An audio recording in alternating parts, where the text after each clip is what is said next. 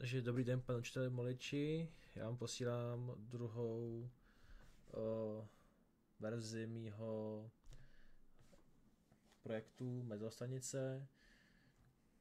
Posílám video, když se podíváte ze začátku, tak jsem místo Arduina jsem dal ESPčko, mám tam SD kartu, hodiny a tři senzory na měří tlaku, teploty a vlhkosti. Potom, když později se podíváme tady na web, jsem ho udělal, tak tady uvidíte, že už data se tam vypisují v nějaký formě, když to není moc jako hezký, tak už to splnilo. Jenom teď musím pořešit ještě to.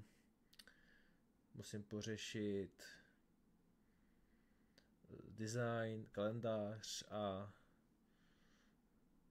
tohle bude asi vše. Děkuji. Naschledanou.